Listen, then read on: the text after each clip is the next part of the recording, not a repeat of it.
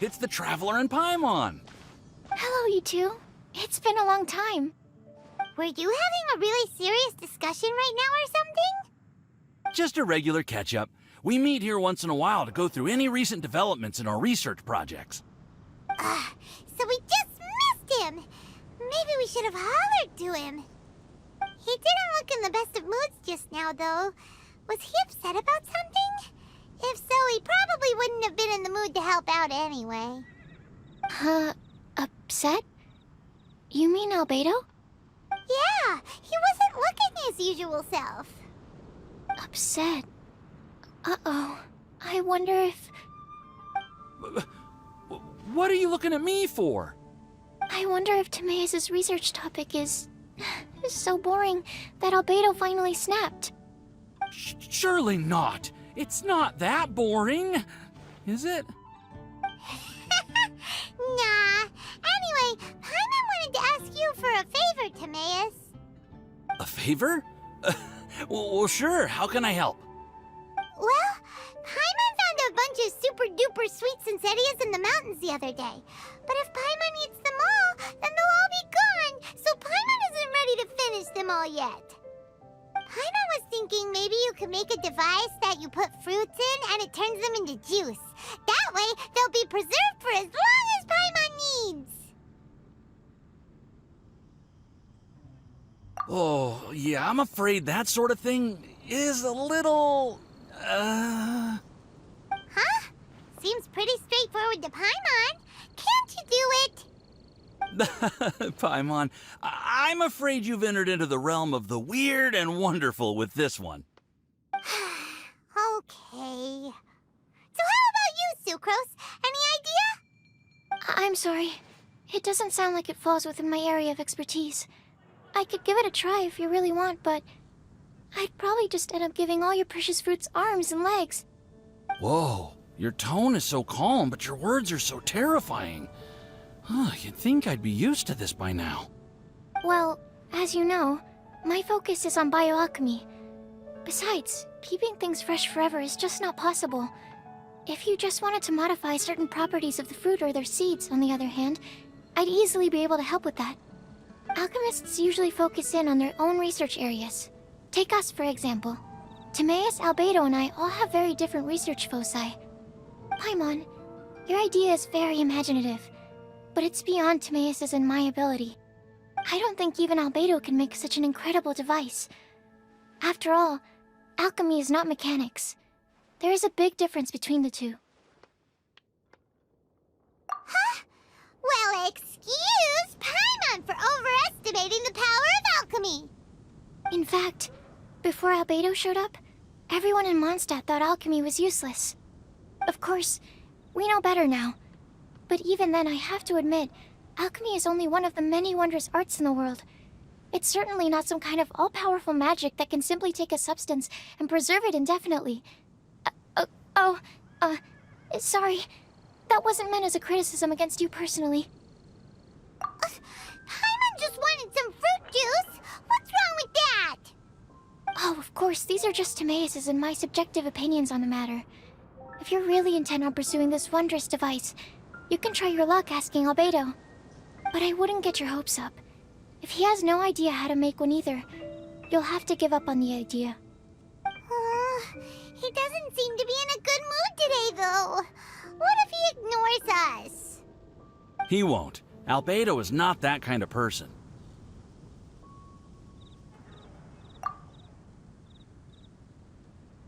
Hey, so where is Albedo heading to anyway? Dragonspine? Unless he specifically says otherwise, Dragonspine is where he usually goes.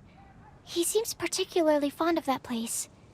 And somehow, the cold doesn't seem to bother him at all. Then let's go to Dragonspine to find him! Come on, there's no time to lose!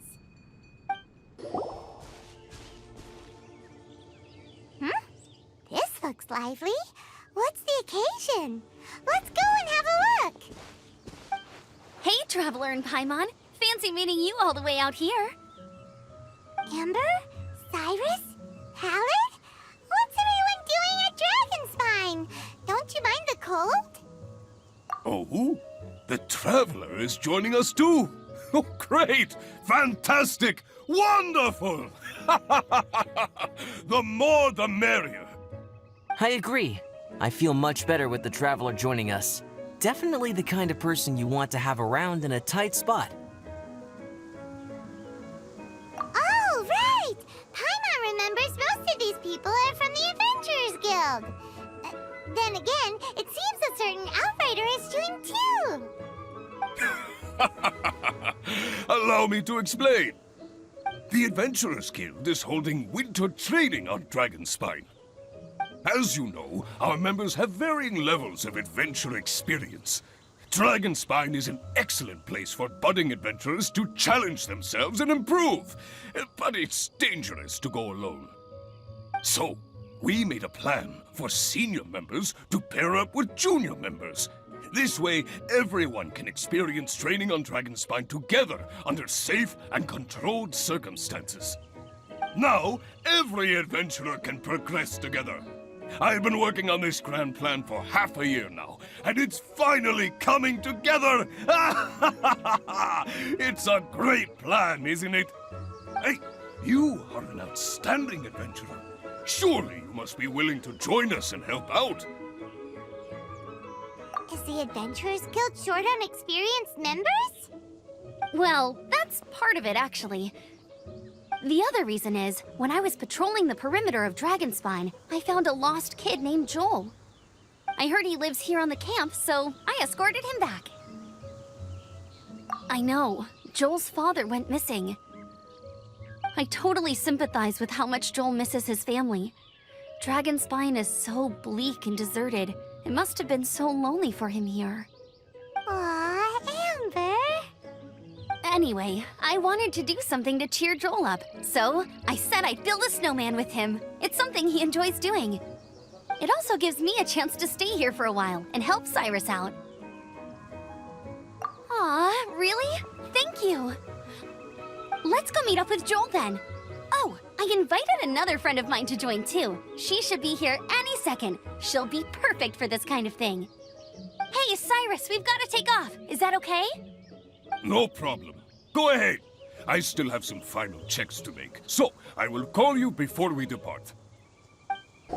Hey, Joel, we're here. Hi, everyone. I'm so happy right now. It's nice to have so many people to hang out with. Are you here to build a snowman too? Build a snowman? Oh, sorry. I forgot to do the introductions. This is Eula, the Spindrift Knight and captain of the Knights of Favonius Reconnaissance Company. Amber, you're being far too formal. The child is never going to remember all that. Please, just call me Eula. Okay, Auntie Eula. You can call me Joel. Auntie Eula? Uh-oh. Eula's gonna add that to her long list of scores to settle. All right, if that's what you want to call me, go right ahead. Whoa. Eula just let something go for once? Amber, what's this I hear about a snowman? I came to assist because you told me the Adventurers Guild was short-handed. Yeah, that's something else. But look, Joel's at the age where he should be having fun, and there's nothing to play with on Dragonspine. He used to build snowmen with his dad, and since his dad's not around, we're keeping him company instead. Besides, Eula, it's gotta be more fun than taking an ice bath all by yourself. Let's combine our forces and build ourselves a huge snowman. It'll be a ton of fun. Yep. Count Paimon in too. Paimon wants to build a snowman. Auntie Eula, are you too busy to join in? If so, it's okay. I understand. No, nothing like that. My mind was on something else, that's all. Building a snowman with Joel, are we? Sounds... Then let's get started. First, we need to split up into teams to gather some supplies. Joel and I will be on one team. You and Eula can be on the other team. Hey, Joel, see that huge tree over there? Want to race me there? Yeah, let's do it! Wow. Those two are fast. It's hard to tell which of them is having more fun. Hey, what's up with you two? Why are you just staring at each other without saying anything? Well... Joel probably hasn't spent much of his life in the city. He doesn't know me, and he doesn't know what the Lawrence name means to the people in Mondstadt. Right, that's why he calls you Auntie Eula. True. In his eyes, I'm just another ordinary person from Mondstadt. It was a surprise, but not in a bad way at all. How very perceptive of you. Were you staring at me the whole time when everyone was talking? You shan't be getting off lightly for that. The truth is, I'm a little concerned that I might be quite inept at building snowmen. I have never built a snowman before. My upbringing was very strict, so I never had the chance when I was a child. And after I grew up, of course, it's not the sort of thing I would spend my time doing. Oh no! Paimon's starting to feel sorry for Eula. You sound confident. All right then. Enough small talk for now. I see we have a member of the Adventurers Guild joining us. Greetings. We have a slight problem here. We've done a head count, and it turns out that we have an odd number of participants. In other words, we still have one instructor slot left to fill. How it happened was, we originally asked Fischl to be an instructor, but she was busy with something outside of Mondstadt during this period. So, we found another adventurer to fill in for her, but they still haven't shown up yet. Thank goodness you are here. Oh, hello. My name is Gerald. I'm a new adventurer. In that case... Fine. But for that, you will pay. Huh? Pay for what? Okay. I got it. I'm ready and willing to learn. Good, good. Then everything is settled. Thank you for your help, Eula. If anybody else signs up later, I may have to ask for your help as well. Why did you give the spot to Eula? Oh, okay. You're so nice. Paimon noticed Eula smiled just now. It must have meant a lot to her. To be honest, Eula really is the best candidate for an instructor. Most people would find it hard to cope on the mountain because of the sheer cold, but not her! Oh, now Paimon gets it. This must be the whole reason why Amber got Eula involved in the first place. We were supposed to find supplies, but now Eula's busy with other stuff, and, Paimon doesn't feel like going around collecting things. How do you think Amber and Joel are doing? Let's head up the mountain and see what they're up to. Strange. Didn't they say they were going this way? Where the heck are they? Did we get here too late? Have they moved on already?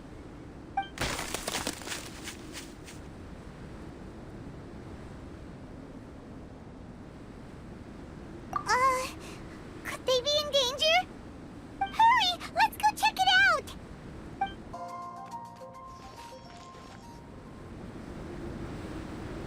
The sound just completely stopped!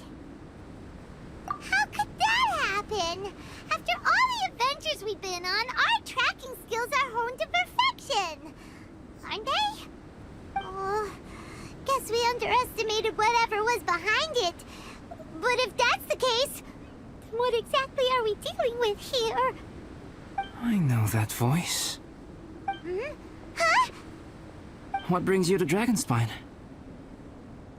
Oh, so it was Albedo all along! All along? Oh, what do you mean by that? On the way here, we kept hearing weird noises, and it felt like someone was watching us the whole time. Turns out it was just you! Honestly, you really gave us the creeps. If you're bored up here, go find something useful to do. Don't go sneaking around scaring the poop out of people. things you felt and heard could easily be attributed to animals, or bandits, perhaps. You should be wary at all times in this environment. There are all too many ways to sustain losses here if you aren't careful. So, what business brought you here? We actually came to look for you, but then it turned into looking for Amber, but now we've met you, so we're back to that again. Your thought process is rather chaotic, as is the way in which you articulate it. Hey! How dare you! All Paimon's trying to say is that we came here to look for you! Oh, is that so? Then it must surely be something of great importance. I'm all ears. He seems to be in a better mood than we thought, right? Does that mean Timaeus' stupidity doesn't really get to him after all? Huh. Okay, let's just forget that ever came up. That's okay if you can't tell me about it. Just treat this as an opportunity to stroll on the mountain and enjoy the view. So basically, the truth is we're here on adventurer duty. Oh, I see. So you foisted the rookie off onto Eula so that you could wander off and goof around? We're not goofing around! And Eula was the right person for the job! We were just being nice. What about you then, huh? What are you doing on Dragonspine? A friend commissioned me to do some artwork recently, and I have yet to finish. I came here because it's a quiet place where I can gather my thoughts, gather inspiration, and gather some raw materials while I'm at it.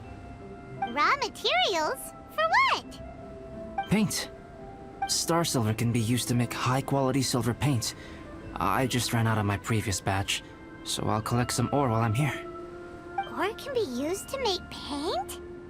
Yes, but you have to be selective with the specimens you choose. Even with a high level of impurities, star silver still contains fine silver-colored particles, but they lack luster, which impacts the color saturation of the pigment made from them. Paint made with such pigment is generally viewed as a fake or a defective product. Interesting. So, paint aside, can you talk about how you find inspiration? Paimon wants to learn! You want to learn to paint? No, not for me. For the Traveler. Paimon wants the Traveler to learn how to paint. During our travels, we sometimes have nights where there's nothing to do. It'd sure be nice to do something memorable rather than just sit around. Painting is a great example because it can capture a moment in time. So it seems like it's definitely a worthwhile skill to have. Yep, why not? Once you mastered it, you can paint Paimon. Not a bad idea. Well, since you two would like to learn more about painting, why don't you come with me to the campsite? I have painting materials there. You can practice while I give you some guidance. Sounds great! Oh, she'll be fine. She is a Knight of Favonius after all. Let's just forget about all that stuff for now and go with Albedo. Come on, let's go! It's so cold out. Paimon wants to get to the camp and warm up by the fire.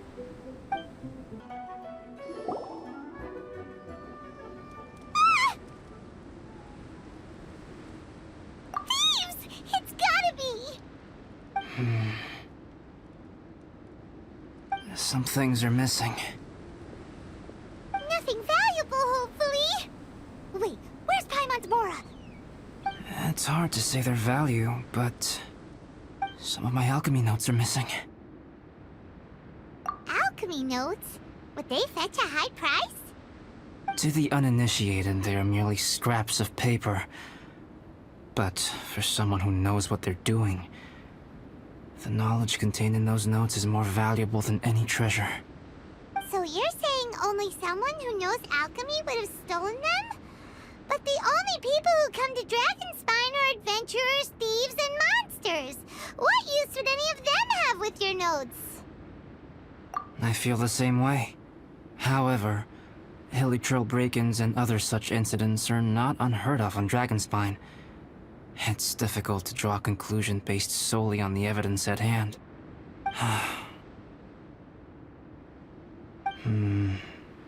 These appear to be...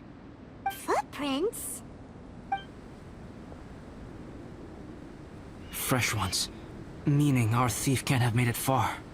Let's chase him down! We can't let them get away! Here, more footprints. They're heading to the cavern! Ooh, we got you now!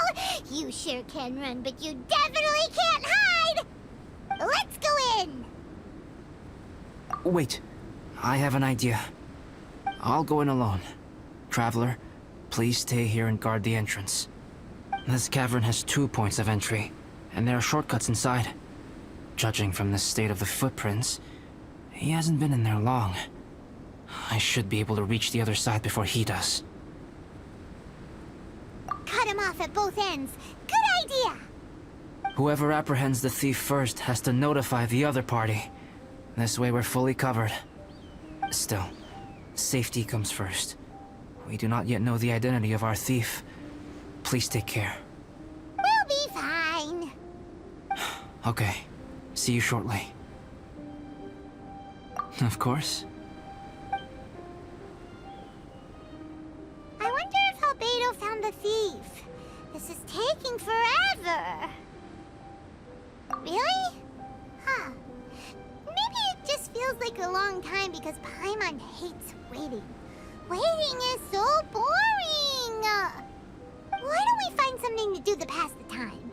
You know, something like... Oh! Look at all that star silver over there! Why don't we gather it up for Albedo? It's right next to the cavern, so we won't be going far. If anything happens outside, we can be right back here in no time! Yay! Let's get started!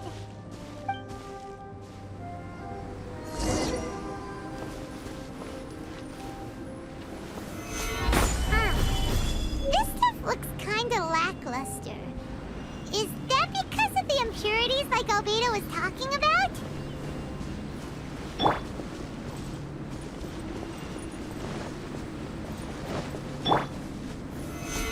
Hey, this one's not bad!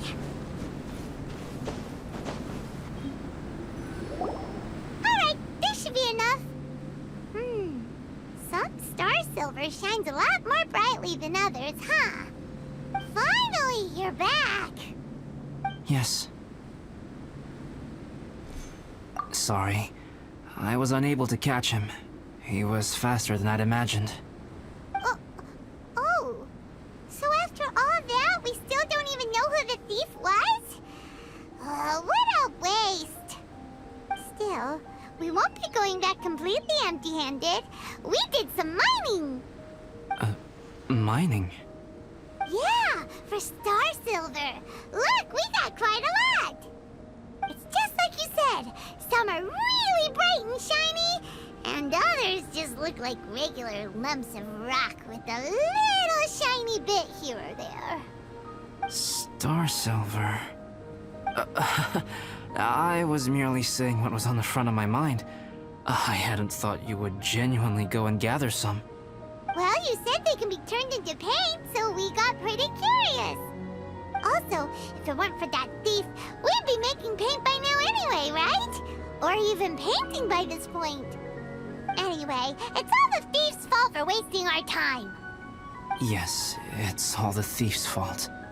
The notes mean a lot to me. I'm not quite ready to give up the search yet. Let's keep an eye out for clues as we go.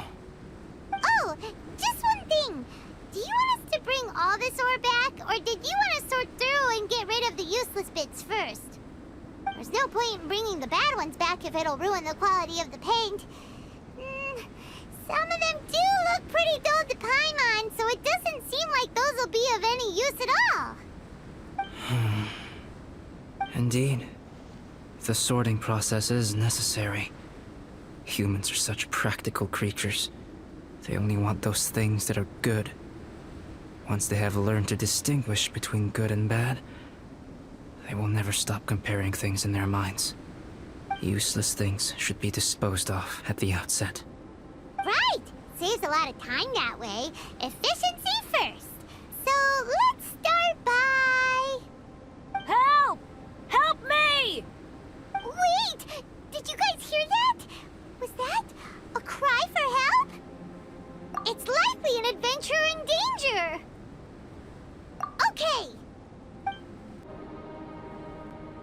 This was where we heard Bennet's cry for help, right?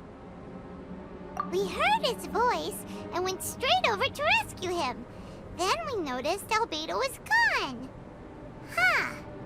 So he just didn't feel like helping us save Bennet? Wait, what? What are you talking about? Oh, Albedo! Where the heck have you been? We've been looking for you! I should be the one to ask you that. Didn't I tell you to stay at the cavern entrance? Huh? I'm not really following who was waiting for who and who was looking for who, but first things first. I apologize, Albedo. I don't fully understand what's going on, but it seems like it's mostly my fault. No. Bennet, this is not because of you. You needn't blame yourself. Traveler, clear this up for me. What was the reason that you left the cavern entrance? Did you... There you are. Stay right there. You have a lot of explaining to do. What? Me? Huh? Eula? Aren't you supposed to be helping the new guy? Yes, that's what I would be doing, if I hadn't been interrupted by a certain someone's malicious scheming. Albedo, I saw you taking Jewel towards the wasteland at the edge of Dragonspine. That place is crawling with monsters. What the devil do you think you were doing? Whoa, wait a second. What's going on? Actually, wrong question. How much stuff is going on? When I came to stop you from leading Joel any further, your first reaction was to throw the child down and attack me. When I fought back, you quickly fled. Care to explain? I see. Interesting. Interesting. Eula, it sounds like you met an imposter. Someone who was impersonating me. Impersonating you? To what end? It is difficult to draw a definitive conclusion for now. But these strange incidents do seem to be connected.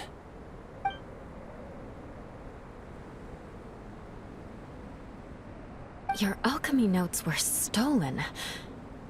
Can the Traveler and Paimon testify that the three of you were together up until you entered the cavern? Yes, we can confirm that. As things stand, I don't have any reason to harm the child. Whoever you met is likely to be both the thief who stole my notes, and also an imposter. Of course, it's entirely natural for you to be skeptical of my story. I was separated from the Traveler and Paimon for a significant duration while we were pursuing the thief. My word alone cannot serve as a definitive account of my actions and whereabouts during that period. But the Traveler and Paimon can at least testify that I was not the individual who tore up the campsite or stole my notes. Albedo, do you have any enemies? Could it be one of your enemies impersonating you to get revenge on you or something? I don't have any enemies. And I'm not aware of having given anyone cause to exact vengeance upon me. There is insufficient evidence to assert what happened with any certainty at this point. Given how serious the situation is, I intend to investigate it myself, even if you decide not to pursue it any further. Eula, I won't discourage your ongoing suspicion of me if you can't believe my story. Though, naturally, I would hope you can afford me some credibility on account of our solidarity as fellow members of the Knights of Favonius. Traveler, Paimon, Bennet, if you are willing, I welcome you to monitor my activities beyond this point so that you can act as my witnesses. If I am what this imposter wants, he will come looking for me again eventually. Things can only become clearer from that point on. I'll give you the benefit of the doubt, as preposterous as your claims sound.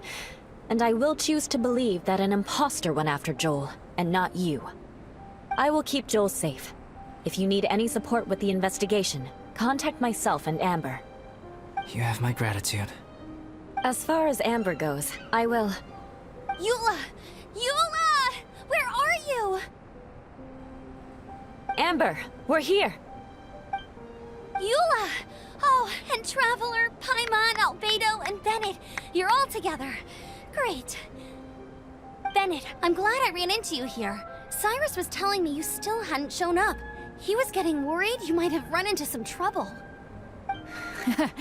Yeah, I ran into a little trouble. Thanks for your concern. Sure thing. Well, now that I found you, let's go check in with Cyrus. But before that, has something come up? How come you're all gathered here together? Need any help? Between us, there have been a few minor incidents, but nothing I haven't already dealt with.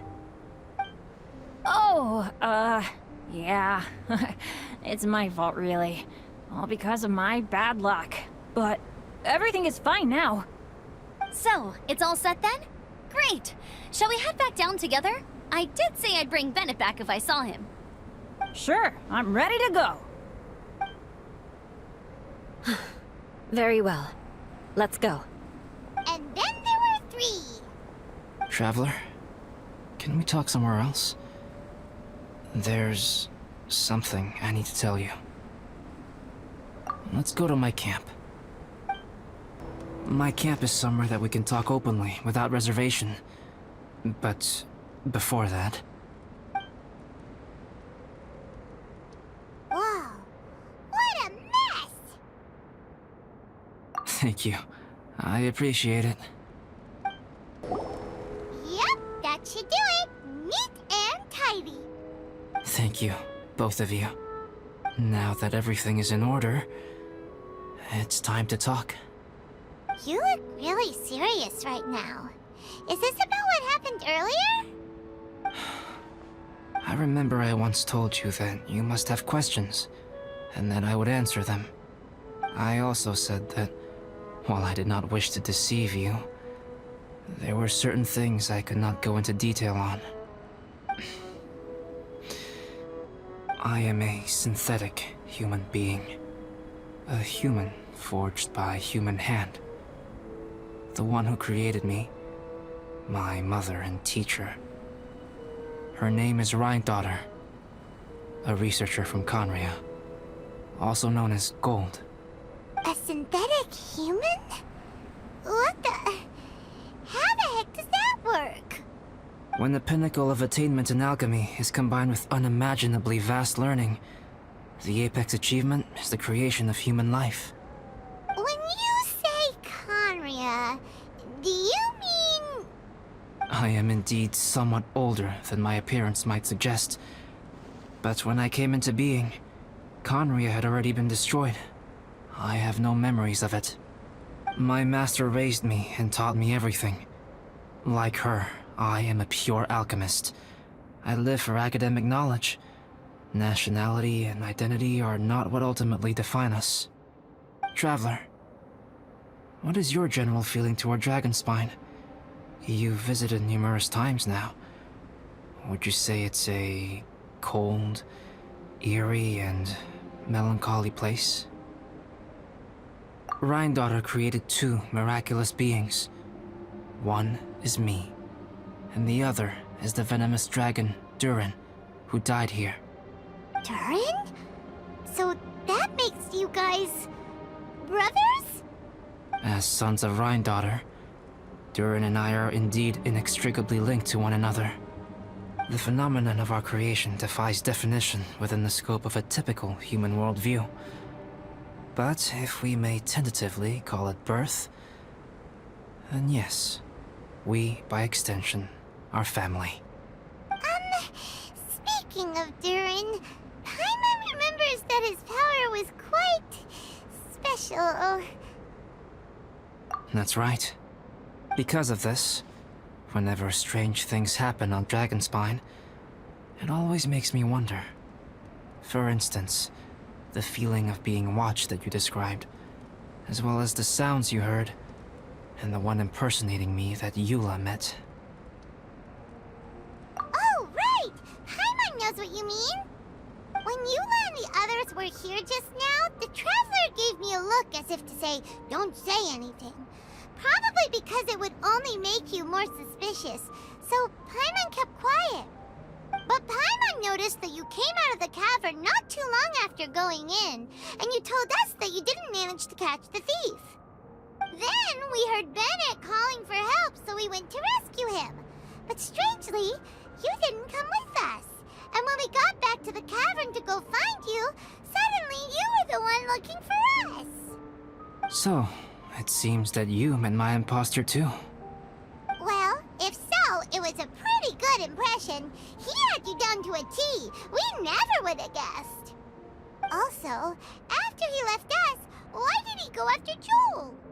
Perhaps Durin's power drives people to madness. But that's merely crude conjecture. Whether someone is impersonating me or there is another false me out there, this is a cursed tale, and it is not one whose weight you should have to bear. Traveler, perhaps you should return to Mondstadt if you have no further business here.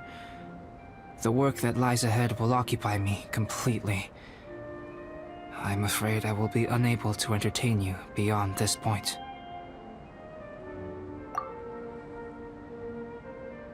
Yeah, we're Dragonspine veterans by now. If there's something really bad going on, we can't just leave you here to deal with it on your own. That wouldn't be very nice now, would it? Besides, there's no one else in Mondstadt that you can talk to about this. Sucrose and Timaeus don't know your secret. Yeah, don't push us away at a time like this. All right. Thank you. You were intending to participate in that winter camp, if I recall correctly. That could serve as an excellent pretext for you to remain on the mountain. In that case, please join in the activities of the Adventurers Guild as planned, and be on the lookout for any leads while you're at it. If anyone sees me, or someone like me... We'll be sure to pass the info straight on to you. Good. Then we're agreed. Okay, let's split up to look for clues, then meet back here at this camp in a few days' time. Sounds good to me. But please, whatever happens, put your safety first at all times.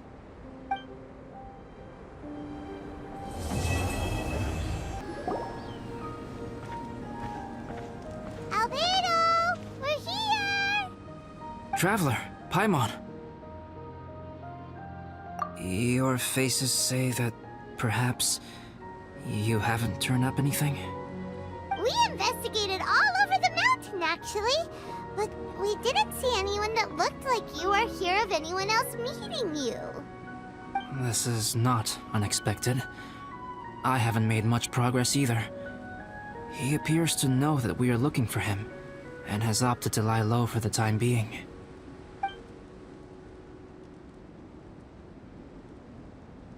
Still, there is one thing I found. I discovered footprints on some parts of the mountain, and although they were a little covered by the snow, I could tell they'd been left by someone of a similar size to myself.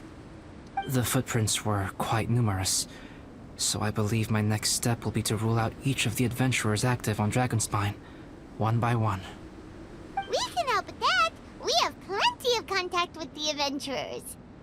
So now we...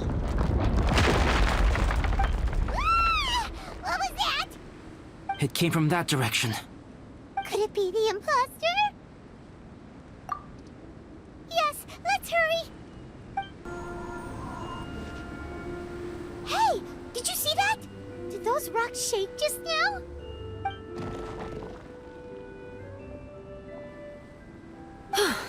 That was most unfortunate. What are you guys doing here?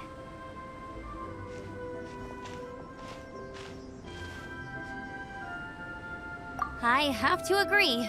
We've been wandering this area for days. We ran into Pallet earlier. You know, the, kind of a reckless sort of guy. You know the one?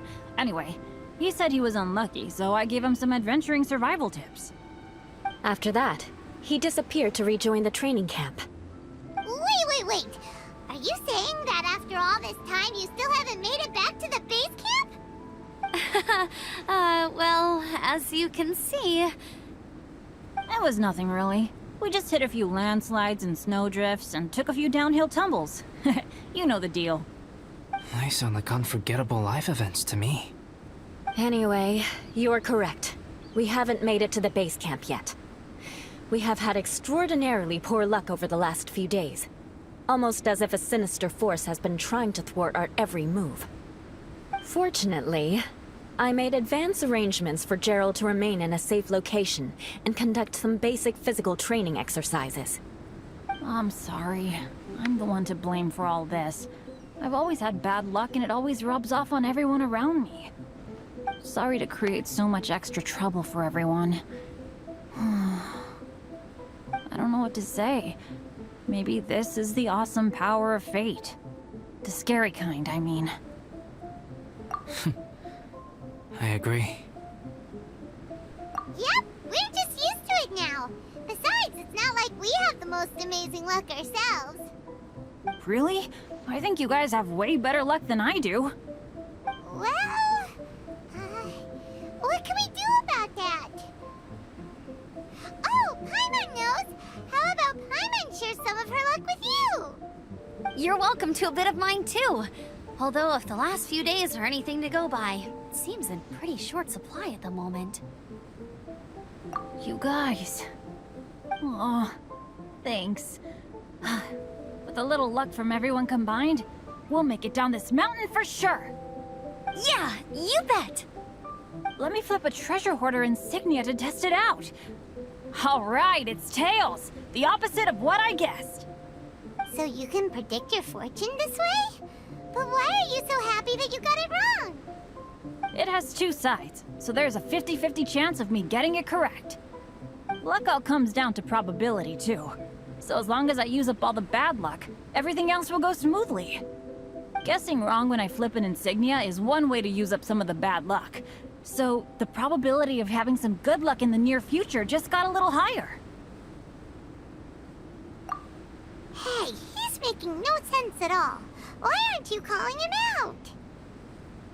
Guys, I guessed wrong in my insignia flip, which means we should be able to make it back to camp. Paimon's not sure that's how it works. Let me try. It's this way, right? Oh! Ow! My butt! What is this shard of ice doing here? What? How truly miraculous. This is a miracle of misfortune. I don't usually believe in luck, but Bennet makes the best case for it I've ever seen. Amber, if you are ever required to partner with Bennet in your future work, and you encounter anything like this again, do not take any rash action. Wait for me, and I will come to support you. Huh? Yes, of course. Now that you mention it, I do feel a little tired. Trekking in the mountains has a way of wearing you out. Well, since everyone is tired, why not take a rest in my camp? Paimon's so sleepy. A nice bowl of hot soup and a good sleep would sure be welcome right now. Suddenly, I'm kinda sleepy too. Amber will fall asleep in the snow if we keep going much longer. Come on, let's move. We shall head to Albedo's camp and get some rest, take stock of our supplies, and decide how to get off this mountain.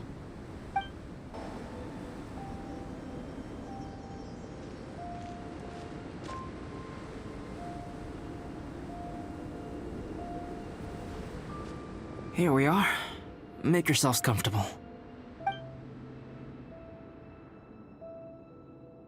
Oh, I forgot I don't have that many chairs. Please wait a moment. What's he doing? Painting? He is. He's painting a chair. Wait, alchemy can turn paintings into objects? How is this possible? My paintings are like blueprints. Alchemy simply enables me to omit the manufacturing part of the process. It's an elementary level technique. With enough research and experimentation, this same technique can even be used to create living beings. Whoa. Well, since you can magically produce chairs, can I have one with a backrest? No problem. How many of you want backrests? Me! Me! I'll also take one with a backrest, if you please. Can Paimon have a chair that comes with a juicer?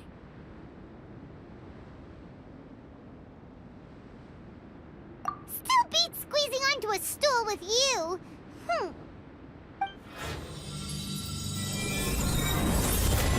Cool, we have chairs now. This is so comfortable. Makes me want to stay the night here. You're very welcome to stay overnight if you wish. There's still some time before dinner. Get some rest, everyone. I'll tend the stove. Hey now, we can't be letting you do all the work. I can help. Please, put me to work. Yay! Dinner's ready! Food's ready, everyone! Come on, let's eat! I made a few dishes based on some popular Mondstadt recipes. This is no good hunter, but there should be enough to go around. Please, help yourselves. Wow, smells great. Don't mind if I do. Wait, don't steal all the fried vegetables. Leave some for me. Hey!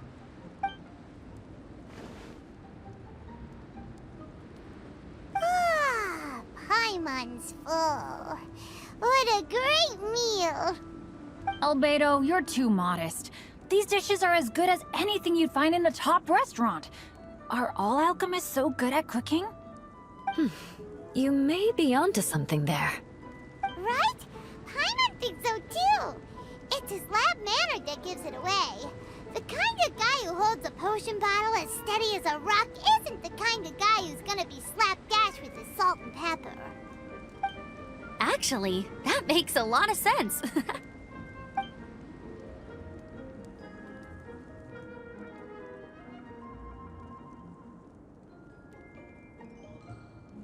I'm so sleepy after all that food.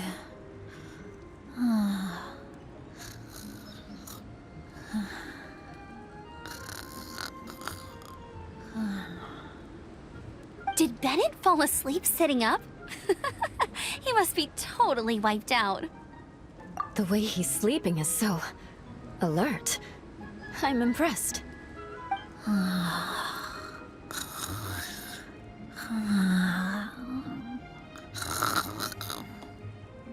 He seems to be in a deep sleep. Ooh, Paimon wonders if he sleep talks. Oh, no, Dad, no apples for me. I want sticky honey roast and fisherman's toast. Sticky honey roast. That's your favorite, isn't it, Amber? Sure is. Give me a sticky honey roast from Good Hunter any day. I used to take Eula to Good Hunter a lot back when we first met. Before long, Sarah would start cooking our usual orders as soon as she saw us coming. She said we ordered the same thing so often that it was practically muscle memory by that point. She also said that if everyone in Mondstadt ordered like we do, her job would be so much easier. All she'd have to do is memorize everyone's favorites. Always eating together. Aww, it's nice that you two are so close. The Traveler and Paimon always eat together too. It's a sure sign of true friendship. Two people simply sharing a meal says nothing either way about the relationship between them. That depends if it's a one-off meal or a regular occurrence. Aha! Paimon just noticed something. Whenever Eula doesn't want to admit to something, she raises her chin or puts her hands on her hips.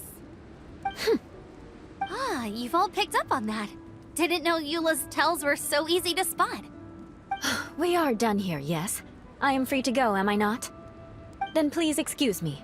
I have a frozen lake I need to be at.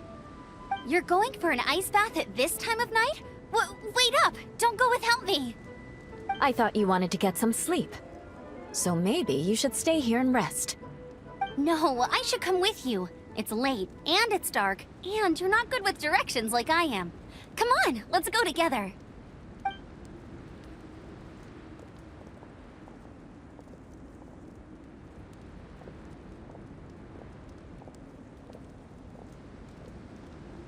An ice bath? Whew. Rather them than Paimon.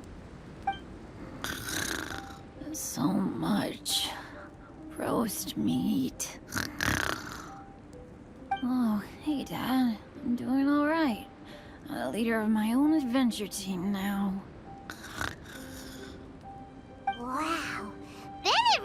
a sleep talker.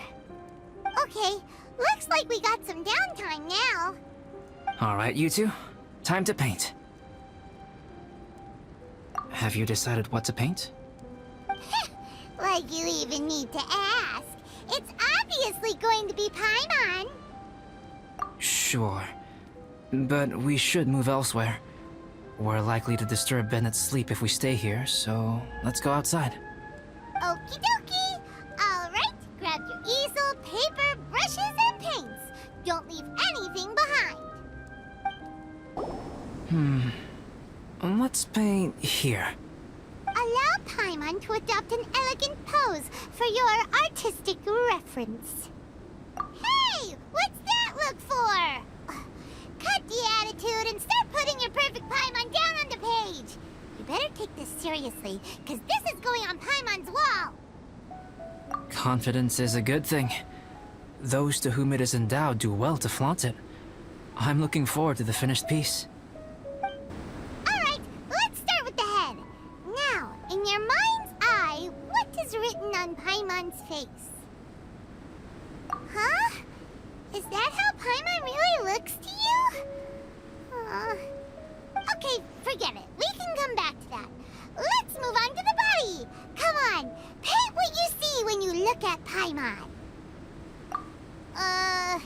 Paimon's starting to feel like this is not going to turn out so great. Let me see. Let Paimon see. What is that? Why you... How could... Paimon is lost for words. The brushwork is smooth, and the composition seems professional quality. You had no problems there. So what the heck happened with the face, huh? Explain that stupid expression! Explain it! Smooth, professional quality. And those eyes! Those boring, lifeless eyes! Where's the soul? Traveler? Have you previously received any education in the fine arts? What? You pour your heart on the page and this is what comes out? Special, huh? You seriously think special is supposed to look this ugly? Paimon's not convinced. But Paimon is struggling to come up with a comeback. Fascinating. Paimon, if this is not to your liking, I can make a few amendments. Traveler.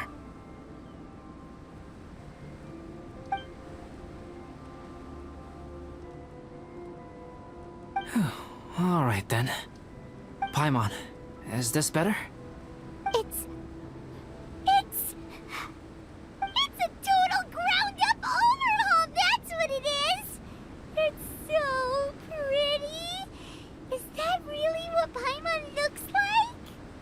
Adding flourish to the finished piece is an essential component of what makes art... art.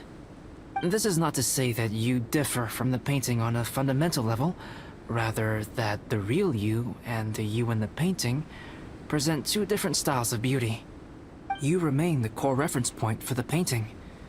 So, Paimon, you can put your misgivings aside and hang this painting wherever you like. Wow! Thanks, Albedo. Oh, I merely added a flourish here and there. You should be thanking the Traveler. In truth, ground-up overhaul is more or less an accurate description. The more Paimon looks at it, the more she likes it. Great! Paimon has a portrait painting. Paimon's gonna show this off to everyone. It's nothing. I can paint you next time, if you'd like. You can hang it in your home as a souvenir. I rarely entertain so many guests at my camp. It's lively. A little noisy, even. But I don't dislike it. It's a rare thing here on Dragonspine.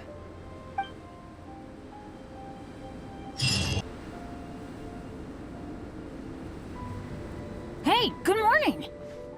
I slept great last night. How about you guys? All rested up? I'm fine, as usual. The path down the mountain is easier to follow in the daylight. Let's take this chance to head down to the base camp. Let's go! If we make good time, maybe we can all get lunch together. I flipped another insignia just outside the camp. Wrong again. So your bad luck is all used up. We'll be down the mountain in no time. Yeah, my thoughts exactly. Today's the day.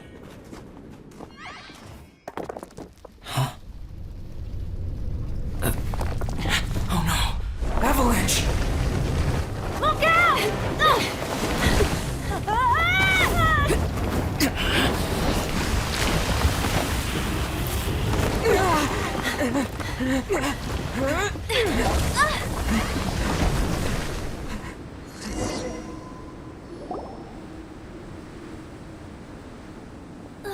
Traveler, Paimon, are you all right? Are you hurt? Paimon's fine. Oh, that's good. My arm got a little scratched up, but it's nothing serious. I'm okay, but I don't see the other two. I'm afraid the avalanche may have pushed them off the cliff. They fell down? They'll be okay though, right? I think they're both robust enough to survive the fall. But if the falling debris knocked them unconscious, and they're lying there in the freezing cold, we have to get down there and rescue them, immediately. Okay, let's move. Hang in there, guys. Bennet! Bennet, are you okay? Shout if you can hear me! Bennet! A voice! Over there! Bennet, is that you? Guys, I'm over here. Are you alright? Are you hurt? Let me check. I'm a little dizzy, but I'm not in any pain. I don't think I'm injured. Thank goodness. Scared the life out of me. If you're dizzy, sit and rest for a while. It's fine, really. This kind of thing happens all the time. I'll be fine. Thank you. Wait, where's Albedo? Isn't he with you guys? We thought he fell off the cliff with you. He still hasn't shown up? We found Bennet here, so Albedo can't be far away. Keep searching this area. Got it. Oh, any sign of him? Not a trace. Nothing from me either. Strange. We didn't have any luck either. Where could he have gone? Everyone! Ah! Albedo! Are you okay? Nothing serious. Okay, everyone accounted for. Guys, I think it's gotta be because of me. The avalanche only happened because I'm here. I guess flipping a treasure hoarder insignia isn't gonna change my luck after all. No wonder no one wants to go adventuring with me. I'm so sorry. Don't say that. I'm hardly the lucky type myself, so I'm not about to go blaming every little thing that goes wrong on you. Exactly. Besides, Dragonspine is a dangerous place. Avalanches literally come with the territory. Bad luck has nothing to do with it, okay? Traveler, what's wrong? Your face looks...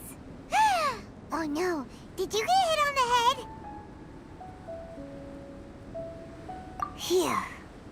Everyone, the incident is behind us now. We should keep moving. Why do I feel that Dragonspine has become more dangerous than it used to be? I hope it's just my imagination. Our top priority now is to get off the mountain and regroup with the adventurers. Whatever further dangers this mountain has to throw at us, we must face them together. Agreed. Guys, keep your eyes peeled and watch your step. Careful does it. We've been heading in the right direction for a good length of time now. We must be getting close. I can feel it. Victory is in sight! Hooray! As soon as we get to base camp, Paimon wants a bowl of hot soup and some barbecued meat. I hope we can all get there safely. No more incidents, please.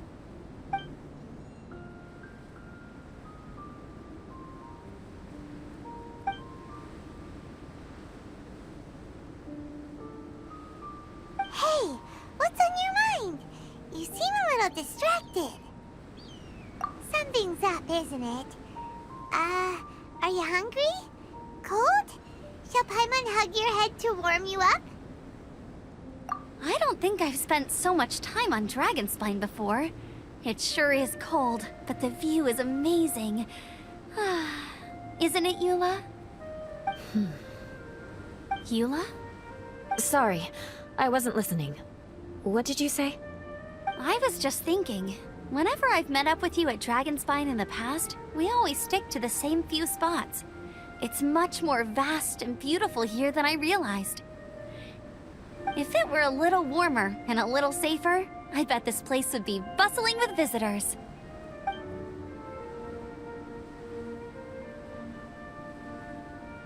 I agree.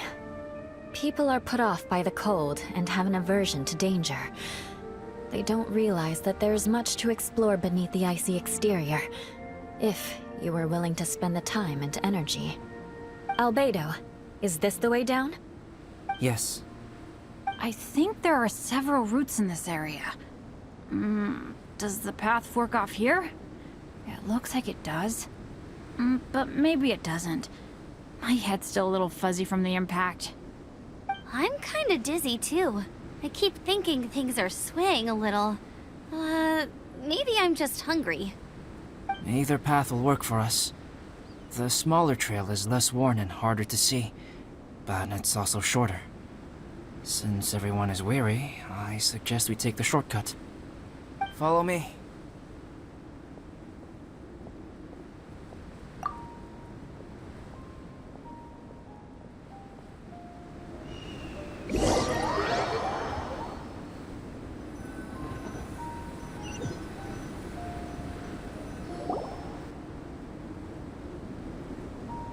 Wait.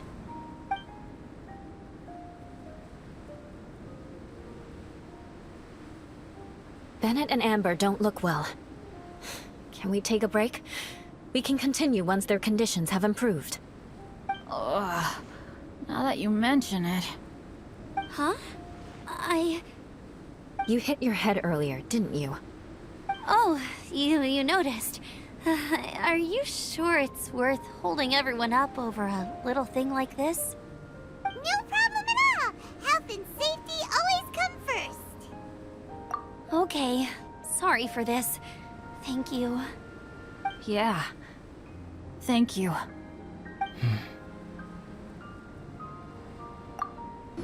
Traveler, I know what that look means. What's on your mind? Maybe seasoned veterans have an instinct for it. I sense it too. Something seems to have changed, but I can't confirm for sure. It could be difficult to verify.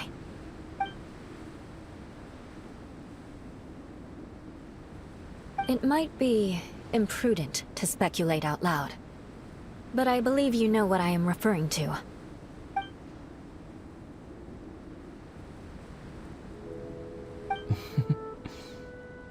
Traveler, I think...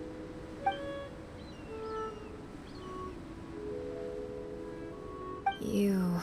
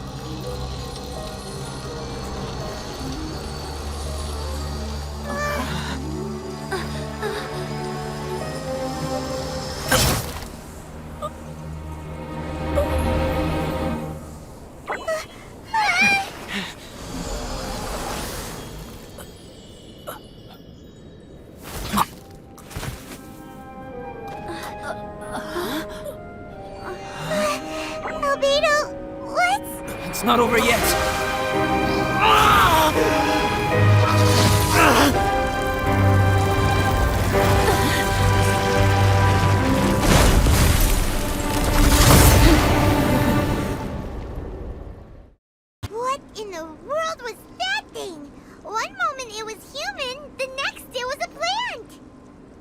Is everyone alright? We're fine. But can you please tell us what's going on? I don't understand. I take it this monster is whom I had the pleasure of meeting last time. Correct. As you might have guessed, this is a mutated whopper flower. An extremely rare kind. But can whopper flowers turn into humans? Not typically, but conditions on Dragonspine are far from typical. Perhaps the dragon's blood seeped into the land, then was passed to the monsters via the ley lines, accelerating their rate of mutation. How could that happen? This mountain is home to the remains of Durin, the venomous dragon. If there is anywhere in the world one might expect life to do unfathomable things, it would most likely be here. Durin was an artificially created life form. Its existence is nothing short of a miracle, and proof of countless possibilities. In other words, this mountain we stand on is a cradle of life's profoundest mysteries. A vast and terrifying hotbed of possibilities. The avalanche. It must have been the work of this imposter. Agreed. All the other troubles you faced on the way down could also have been its handiwork. My guess is that it was targeting everyone that I've had contact with. Right, I forgot all about that. It's not inconceivable. But what was its purpose? Was it just trying to get rid of us? I have a preliminary hypothesis on this. Whopper flowers are masters of mimicry, and those we encounter in the wild often appear in the vicinity of the plants they impersonate. In other words, the whopper flower likely has an instinct to replicate and replace. As a plant, it will disguise itself as another plant and infiltrate the group, hiding among them for cover. The plant being imitated has no way to detect or fight back against this behavior. But when it disguises itself as a human... It wanted to replace you and infiltrate our group? Yes. Maybe it created the avalanche to get rid of us. I predicted this eventuality, so I availed myself of the avalanche to hide and lure it out. It was watching us the whole time, and when it saw that I had disappeared, its instinct was to take my place. At that point, its disguise was complete, and its next move was to hunt its prey. Yes, that's exactly how whopper flowers operate. So when it approached and attacked Joel, what was that? A trial run? Perhaps. Or maybe it enjoyed posing as a human, and wanted to experience what it felt like to be human. We're fortunate to have discovered it in time. I think the Traveler was the first person other than Albedo to notice something was wrong. Traveler, how could you tell the real me and my imposter apart? I want to know too. I had no idea the other guy was an imposter. They looked exactly the same to me. I see. It goes to show how difficult it is to impersonate a human. This mutant whopper flower tried its best to replicate the original exactly, but still managed to miss some details. Unbelievable. To think that Dragonspine creates such terrifying possibilities.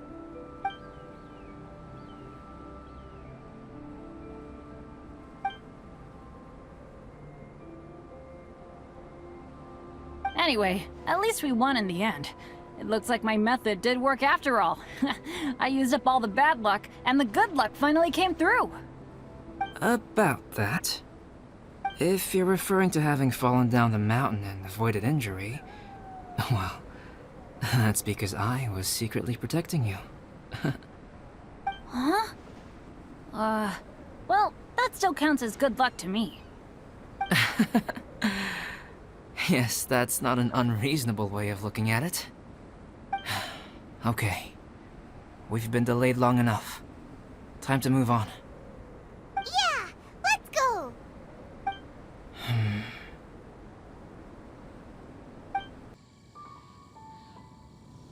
Woohoo! I'm back! Cyrus doesn't seem to be here. He must have headed up the mountain. Let's wait for him here. Amber, are you feeling better? Yep, all good now. Nothing to worry about. I don't know what I'd do without you guys. If not for you, I'd probably still be locked up in that cage. I really want to thank you all properly, but I can't think how at the moment. Huh? You must be pretty used to being on the receiving end of people's kindness by now, though, surely. You probably need it often enough, given your... situation. Come on, don't put it like that. Sure, plenty of people have shown me kindness before, but that doesn't mean I will ever take it for granted. No matter how many times people help me out in life, I will never forget any of them. Well, instead of repaying those who helped you, perhaps you could help others yourself. Everyone meets others in need from time to time. By choosing to be there for them, you're passing the kindness you received onto others. Yep, you're right. That's what I've always tried to do, and will always continue to do. Right. And when Cyrus gets back, I'll find some way to help him out too. This has been quite an eventful day. Yeah, it has. It's really hit me how tired I am now that I've started to relax. I need to rest. Everyone, please excuse me for a while. Yeah, I need to get some water and maybe a piece of fruit. Once I'm rested up, I need to get back to being an instructor again. Well, it looks like the curse of the mountaineers who couldn't get off the mountain is finally broken. Feels like an action-packed chapter has come to a close. Shall we find somewhere to rest and chat too? Why not? Then, please, come with me. You sensed something too, didn't you? Then let's go. Huh? Are you going back to your camp again? Paimon thought maybe we could talk here. Okay. Might as well come with you. Good. Shall we set off right away?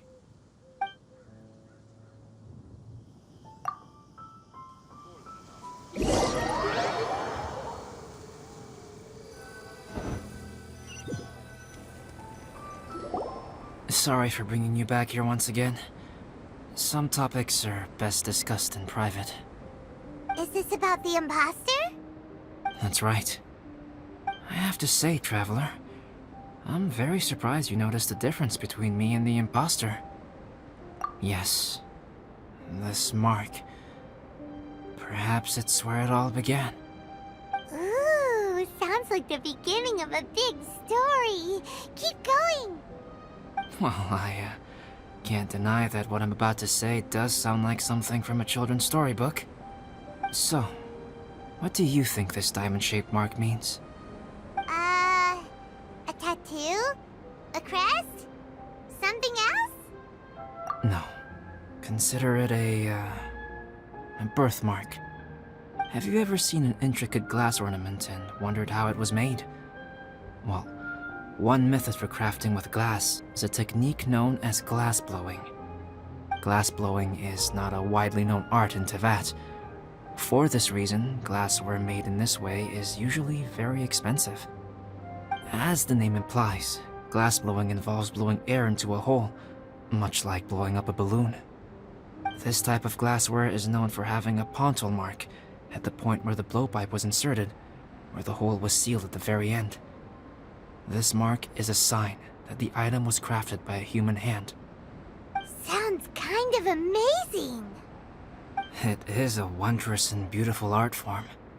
Alice says that these marks are seen as proof of the maker's fine handiwork, the only flaw in an otherwise perfect work of art.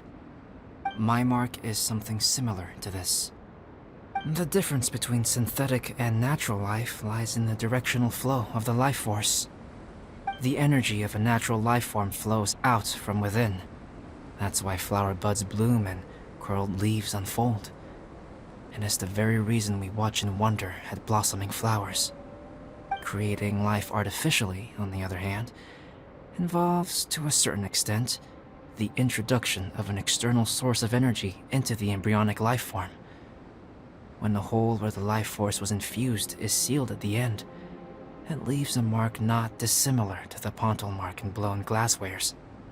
The alchemical substance drips and spreads out in all directions, resulting in this rather ingenious diamond shape. Wow! So that's where it came from.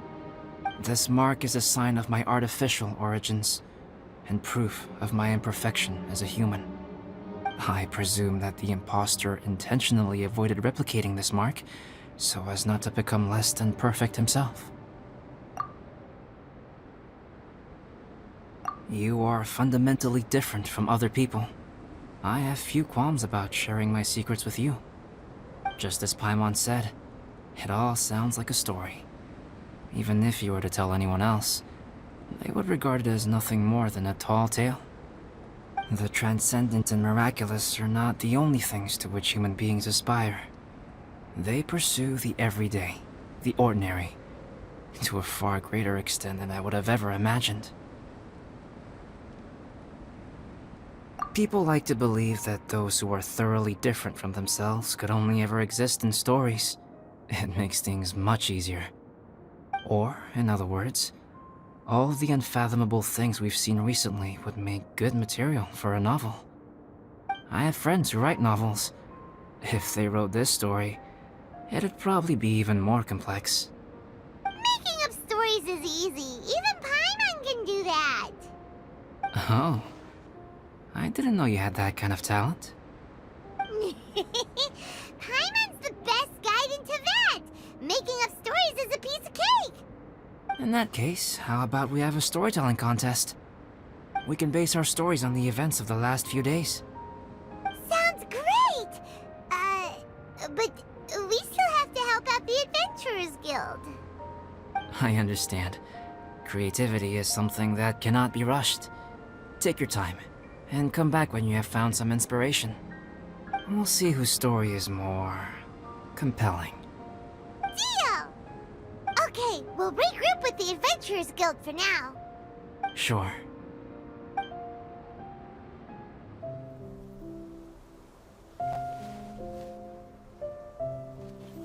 My story. Yes, I should have known. Master's failed specimen in the dragon's belly. This is where the story truly begins.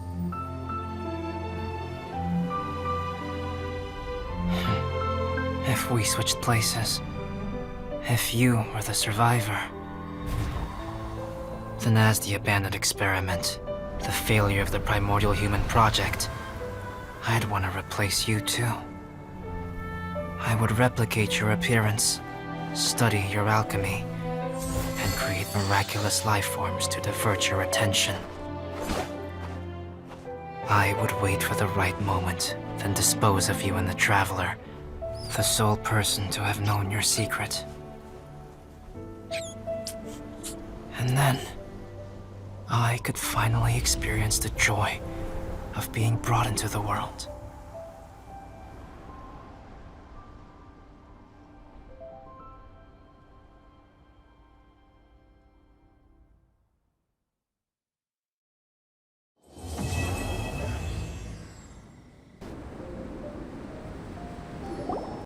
Albedo! Traveler, Paimon, I suppose your story is ready. Yep. How about you? Do you need some more time? No need. I am also ready to tell my story. Paimon calls dibs. Paimon first! Please, go ahead. Okay, here goes. Once upon a time, there was an evil researcher who went into the mountains and did a crazy experiment on whopper flowers to transform their appearance. After a lot of pain and suffering, the whopper flowers finally took on a human form. Then, they stood by the side of the mountain to wait for unsuspecting bypassers. To whoever spoke to them, they would ask some questions such as, "Who am I?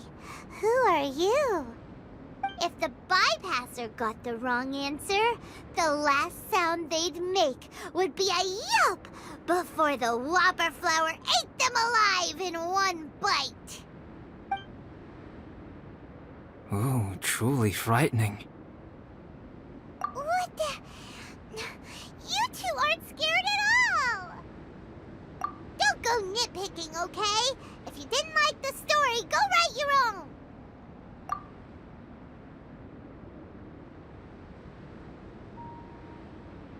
In other words, the Whopper flowers would ambush and then completely replace their victims.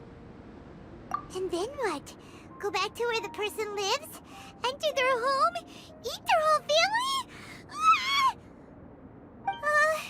Paimon made up this story, but now Paimon's the one who's scared by it. It's a good story. Oh, may I write it down? I may bring it up in future conversations. What for? Just to scare people with? Yes. You've got a real mean streak, Albedo. Mine is a little longer than yours. It starts with an alchemist. A great alchemist once created Subject 1. Subject 1 was her proudest achievement, and successfully blended into human society. No one ever would have thought that this friend of theirs was in fact a synthetic human. However, unbeknownst to Subject 1, the alchemist had tried the same experiment many times before he had come into being. Some of the rejects from failed experiments had been discarded, but had not died. Subject 2 was one such failed experiment. He was swallowed by a great dragon that came to rest upon a snow-swept mountain. Many years later, he was resurrected by the dragon's mysterious power. He saw all kinds of people on the mountain, including Subject 1, who had somehow miraculously blended in among them. Never in Subject 2's wildest imagination had he thought it possible for experimental life forms such as they to deceive everyone so successfully. He saw the way humans accepted Subject 1 as a friend, witnessed their affection as they addressed him by name. This was what Subject 2 wanted. Now, all that Subject 2 desired was to replace Subject 1 and take the joy of his existence for himself. This is giving Paimon the chills. So scary. Subject 2 began to unfold his plan. He stole Subject 1's books and notes, and studied all that Subject 1 had learned from the alchemist. Subject 2 was highly intelligent, and he learned quickly. He changed his face into an exact replica of Subject 1's face. Then, he found a plant with mimicry capabilities, and transformed it using dragon blood and alchemy. And so, not only did Subject 2 transform his own appearance to perfectly match that of Subject 1, he also created a third entity, Subject 3. What? There's 3 of them now? But Subject 2 wanted to become a perfected human. So, he erased a mark in both his and Subject 3's necks. For these marks were symbols of imperfection. In my view, it was probably a subconscious act, an instinct. He so desperately craved to become a perfect human being that he forgot something. Human beings are defined by their flaws. Subject 2's plan was meticulously crafted. Subject 3 would draw Subject 1's attention. After Subject 1 disposed of Subject 3, he would assume the threat had now disappeared and would let his guard down. The next moment that Subject 1 was alone, Subject 2 would make his move.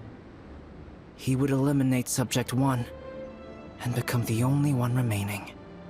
He would secretly replace the Subject 1 of everyone's memories and inherit his identity, residence, clothing, sword, name, and friends. People would have no idea that the individual they knew had become somebody else from one day to the next. This is way too scary. Paimon's never gonna be able to trust anyone again.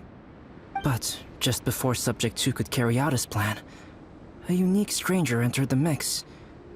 Subject 2 tried to make contact with this person, but found that they could somehow sense he was different from Subject 1. What's wrong? Are you scared? What happened then? What happened to the stranger? He became a new stage in Subject 2's plan. One more person that Subject 2 had to dispose of. It's as if there were 3 identical roses in a garden. Only one of the 3 was a fine specimen, while the other 2 were defective specimens that bore poisonous thorns. In all the world, only the gardener who tended to them could tell which was the good specimen. People do not like poisonous plants. Only a perfect rose can fetch a high price. If the inferior specimens wanted to conceal the fact of their worthlessness, they would have to take the gardener out of the picture, using their poisonous thorns. This is exactly what Subject 2 was thinking. So, he hid in the shadows and waited patiently. Maybe soon, he would get his chance to become truly human.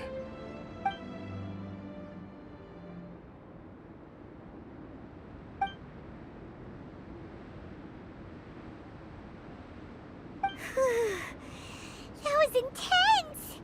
So what happened after that? Did Subject 2's plan succeed? Paimon can't bear thinking about it! Fortunately, it is just a story. And even in this story, Subject 2 did not succeed. But you can never let your guard down on Dragonspine. Monsters mutated with Durin's power and blood are also creatures of Rhine-Daughter, just like me. You must beware of all such creatures. I'm glad to hear that. It's okay. I know what I am. You and I are both different, so there is no need for me to hide the truth from you. The only thing is that sometimes, when I think about how mighty the power of alchemy is, I feel so small. As beings who set foot in this world, how arrogant are we in desiring to control our destiny, and in desiring to create? Is creation an arrogant act, Traveler? If not, why do we call the ones that created us and control us gods? If it is, then what qualifies us to call ourselves creators? How far must we take our reverence and respect, and what purpose does it serve? Nothing special, but whenever I think about it, I feel a twinge of grief. Poor Albedo. Hello? Traveler, are you here? Hey, is that Amber? Thought we might find you here. We're here to deliver a message from Cyrus. There's gonna be a big event down at the base camp, and they want you there too, Traveler. Winter camp is nearing its end. Apparently, even provisional instructors are required to attend. Looks like we need to go, Albedo. Bye for now. Then I won't keep you. I have some things to attend to here, so forgive me for not seeing you down. Don't worry about it. There have been no issues getting up and down the mountain recently. Is everyone ready? Let's not keep them waiting.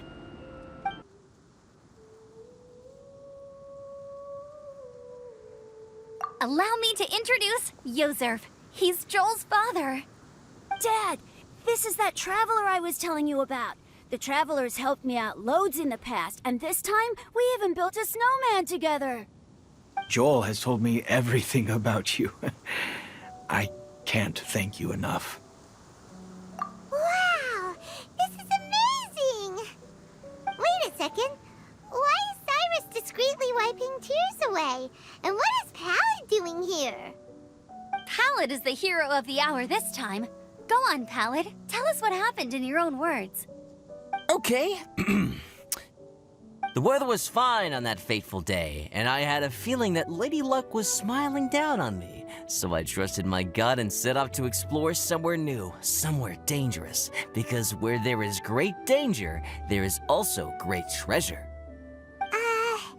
Why does this sound so hard to believe? But I had only been away from the group for a short while when I fell down a slope and just started rolling.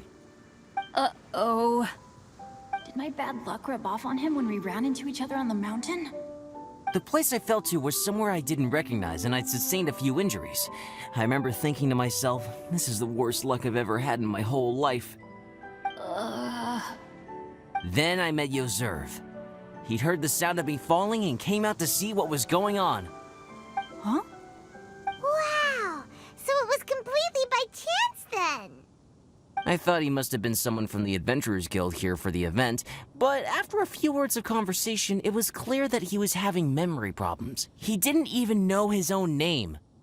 The temperature was freezing, and there was no time to deal with all that there and then, so I convinced him to come back to the camp with me and figure everything else out after we got there. We got back to the camp, ran into Joel, and the moment he saw him, he froze for a second with this completely stunned expression on his face, and then he started crying out, "Dad! Dad!"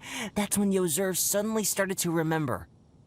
My memory has still not fully recovered, but Joel and his mother, they are the only ones that I will not, no, that I cannot forget.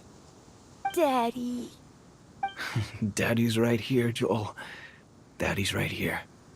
Yozerf, don't you remember anything else at all? The poor princess, feeding the foxes? I'm sorry. I have no recollection. Maybe it's because of the head trauma. I'm not sure. I woke up and found myself covered in blood. My things were gone, and there was nothing to indicate who I was or how I got there. I crawled into a cave and settled in for a slow recovery. After my legs and feet were a little better, my hunting skills were what kept me alive. Dad, I was so worried about you. I'm all right now, Joel. Oh, don't cry. Daddy's not going anywhere. I'm here to stay. Oh, this is good. This is good. You know what, though? I definitely think my luck got worse after running into Bennet on that mountain. I knew it. I just... No. I just meant if it weren't for you, there's no way I ever would have run into Yozerv on a mountain this huge. Besides, we got back safely, didn't we? So don't blame yourself. Maybe sometimes miracles can only happen when you get just unlucky enough. Ballad. When did you become such a smooth talker, huh? Huh? Am I? I was just telling the truth. Oh, yeah. I want to say thank you to the Traveler, Uncle Cyrus, Auntie Eula, and Auntie Amber. Thanks, everyone. You all helped look after me, and I will always remember it. But I guess I can't take the snowman with me, or it'll melt once it leaves Dragonspine. It's such a shame. Oh, I can help with that. One moment. Huh? Eula? Here, take this. It's powdered rime. Just add it to your snowman, and it will never melt. Wow! Really? Oh, this is awesome! You're the best, Auntie Eula! Dad, I have an unmeltable snowman now! How cool is that? How can I ever repay you all? Thank you all. Thank you from the bottom of my heart. Dad, I want to go move the snowman. Can we do it now, please? Okay. I'll be leaving with Joel now. I'm sure I'll see you all another day. Very well, very well. It's time for Pallid and I to have another discussion concerning his breaches of adventurer discipline. Huh? But Cyrus, I think I kind of made up for my mistakes this time, you know? See you guys! Oh, I made this for you and Amber. Think of it as a winter souvenir. Are you sure? This must be really important to you. Come on now, just take it. No need to make such a fuss. Wow! Now our snowman won't melt either! Great! You're welcome. Just keep it. That's all I ask. Amber and I have some business to attend to now. See you later. See you! Everyone's gone. Seems like they've all got their own stuff to do now. Oh! You know what? We've been on Dragonspine all this time, and somehow Paimon still forgot to ask Albedo about how to make a fruit juicifier machine that could keep the juice fresh. Maybe we should try Timaeus again. He does seem pretty eager to please after all. Timaeus! Traveler and Paimon, what can I do for you? Wait a minute. You've got that mischievous look on your face. Oh, you're not still thinking about that ridiculous juicer thing, are you? Timaeus, will you help us? Well, if the Traveler isn't really interested, then, yeah, maybe I'll give this one a pass. It's just the weirdest request ever. No, but Paimon's Sunsetias are gonna go to waste without it. And the time it would take me to research something like that, I could probably pick those Sunsetias again 10 times over. New research project, Timaeus? We meet again. Oh, Albedo, thank goodness. So the situation is, Paimon wants a machine that can turn fruit into juice and keep the juice fresh. I mean, surely it's... Majorly important, that's what it is. If you can manage to invent this, we'll never have to worry about fruit going bad ever again. That's impossible.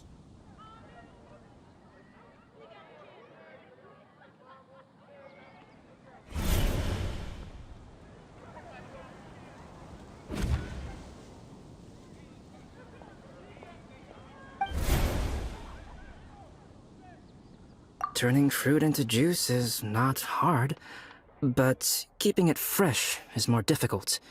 But if you simply want to keep the fruit from rotting, there are many ways to achieve this. Right, Traveler?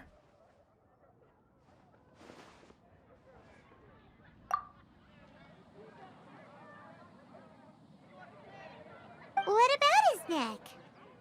What's wrong? Is there something on my neck? From the look on your face, it's as if you thought I just played a practical joke on you that was in exceedingly poor taste.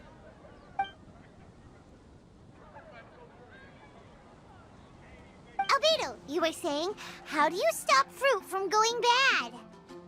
Well, one way would be to bury your fruit on Dragonspine, where the snow never melts all year round. But then Paimon won't be able to eat them! You could always live on Dragonspine. No, too cold for Paimon.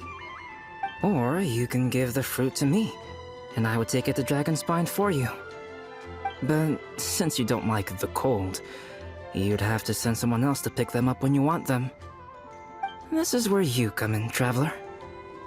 Suddenly sounds a lot more feasible with other people doing all the work.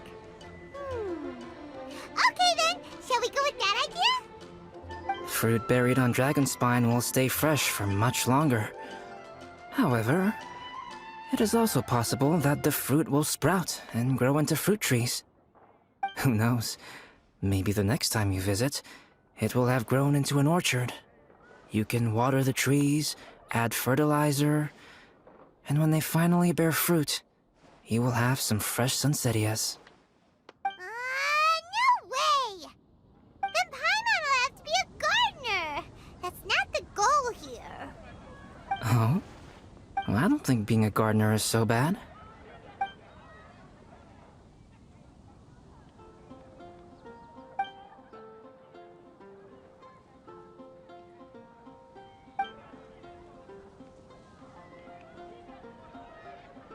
Albedo! Stop trying to get your hands on Paimon's super sweet Sunsetias!